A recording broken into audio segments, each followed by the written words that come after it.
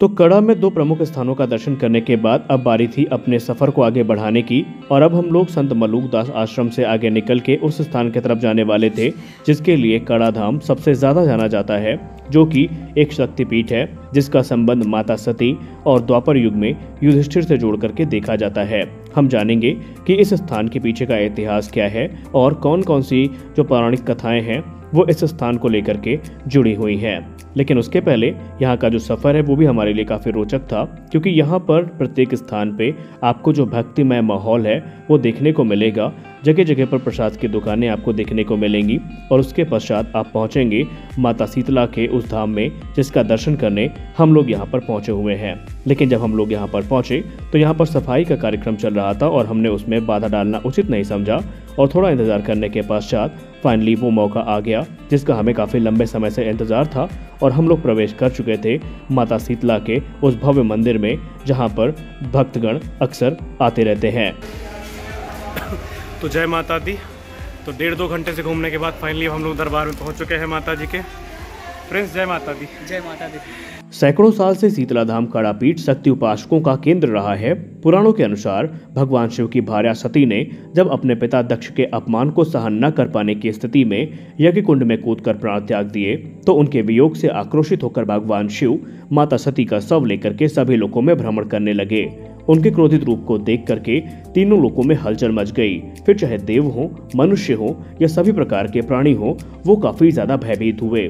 तब भगवान शिव के क्रोध से बचने के लिए भगवान विष्णु ने अपने सुदर्शन चक्र की सहायता से माता सती के मृत शरीर के 51 टुकड़े कर दिए। माता सती के शव के टुकड़े जहाँ पे भी गिरे वहां पर एक शक्तिपीठ स्थापित कर दिया गया। काराकोटम के जंगल में जिस स्थान पे माता सती का हाथ गिरा उस स्थान का नाम कड़ा रख दिया गया, जो कि बाद में अपभ्रंश होकर कड़ा हो गया और अब पूरे देश में इस स्थान को कड़ा धाम के नाम से जाना जाता है। एक कथा ये भी कहती है कि द्वापर युग में पांडुपुत्र युधिष्ठिर अपने वनवास के समय में कड़ा धाम देवी के दर्शन के लिए आए थे और यहाँ उन्होंने गंगा नदी के किनारे शीतला देवी का मंदिर बनवाया और महाकालेश्वर शिवलिंग की स्थापना करी। वर्तमान में माता शीतला का ये मंदिर काफी भव्य रूप ले चुका है और यहाँ पर भक्तों का जो तांता है वो माता के दर्शन के लिए आता रहता है और अपनी मन्नतें मांगता है और कहा जाता है कि सच्चे मन से मांगी गई यहाँ पर कोई भी मन्नत पूर्ण अवश्य होती है। अब हम यही कह लें कि हमारा खुद का भी सौभाग्य ही था कि आज हमको यहाँ पर काफ़ी भव्य दर्शन हुए, क्योंकि ये वो स्थान है जहाँ पर भक्तों का जमघट लगा ही रहता है और यहाँ पर इतने दिव्य दर्शन होना अपने आप में काफ़ी दुर्लभ है। लेकिन जब हम आए तो यहाँ पर ना तो ज़्यादा भक्त थे और ना ही किसी प्रकार का रश, और इसीलिए माता शीतला का जो दिव्य दर्शन है वो करने का सौभाग्य हमको प्राप्त हुआ। और ये मंदिर कितना भव्य है, जब आप यहाँ पर आएंगे तभी आप उसका वास्तविक मूल्यांकन कर पाएंगे। और एक लंबा समय यहाँ पर बिताने के बाद अब बारी थी यहाँ पर कुछ देर बैठने की और उसके बाद हम अपने सफ़र को यहीं पे ख़त्म करने वाले थे। तो आज शीतला माता का बहुत दिव्य दर्शन हुआ है। मंदिर में भीड़ नहीं है, हालांकि वहाँ पे सेल्फी लेना प्रतिबंधित है, तो मंदिर के नियमों का उल्लंघन नहीं करेंगे। जो नियम उन्होंने बनाए हैं उसका सम्मान करना ही हमारा भी कर्तव्य है। तो हम लोगों ने दर्शन कर लिया है और अब दर्शन करके निकल रहे हैं। तो शीतला माता मंदिर ये कड़ा में है और काफ़ी मान्यता है यहाँ की। तो थोड़ी देर मंदिर में विश्राम करने के बाद और पंडित जी से यहाँ के विषय में बात करने के बाद अब बारी थी एक और यहाँ पर जो नियम है उसको पूरा करने की, जो कि है परिक्रमा करने का।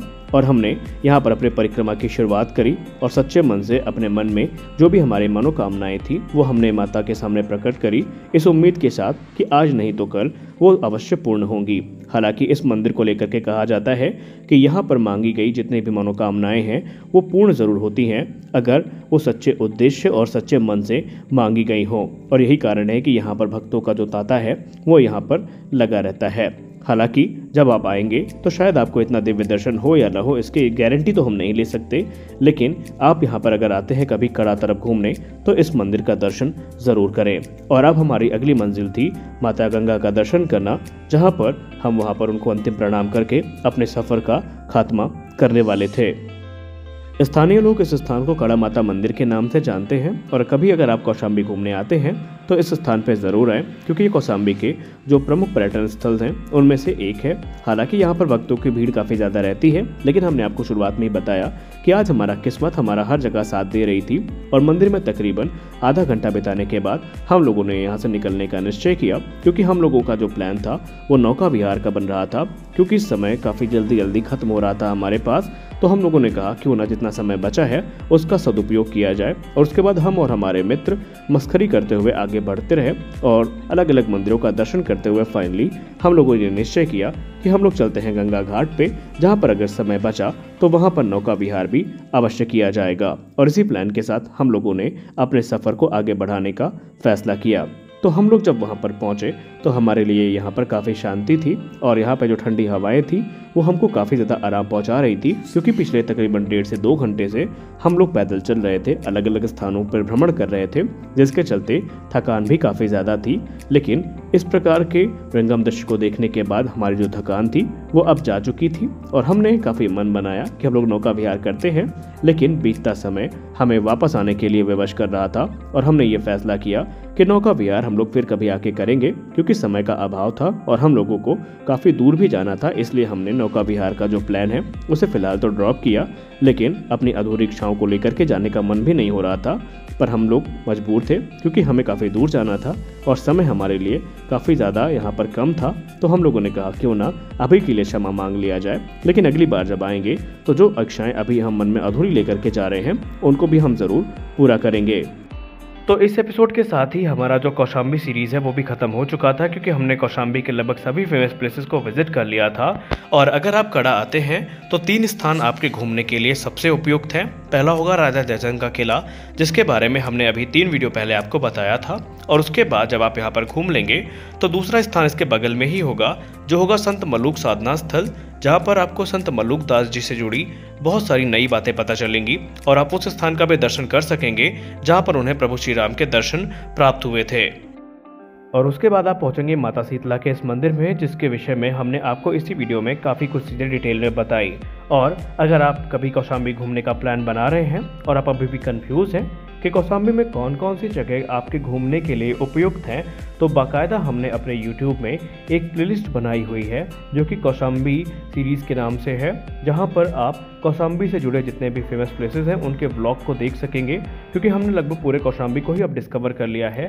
जितने भी फेमस प्लेसेस हैं जैसे कि प्रभासगिरी पर्वत हो गया, अलवारा झील हो गई, या फिर इसके अलावा अगर आप बात करें तो कौशाम्बी किला, उदयन फोर्ट, ये सारी चीज़ें हमने एक्सप्लोर करके रखी हुई है। तो आप उस सीरीज़ को चेक ज़रूर करिएगा, आपके लिए एक एक वीडियो काफ़ी ज़्यादा इंपॉर्टेंट होने वाले हैं। और अब बारी होगी हमारे इलाहाबाद या प्रयागराज सीरीज़ की, जहां पर ऑलरेडी आपको 2 से 3 वीडियोस मिल चुकी हैं और हम आशा करेंगे कि अब आपको जो रेगुलर ब्लॉग्स हैं वो मिलते रहें, क्योंकि हमारा प्रयास होता है कि हम सिर्फ आपको रैंडम ब्लॉग ही ना दें, बल्कि उस स्थान के बारे में जो भी ज़रूरी बातें हैं वो भी आप तक ज़रूर पहुँचाएँ। तो आज के इस वीडियो में बस इतना ही। मिलते हैं अपने अगले वीडियो में कुछ और इंटरेस्टिंग वीडियोज़ के साथ। तब तक के लिए जय हिंद।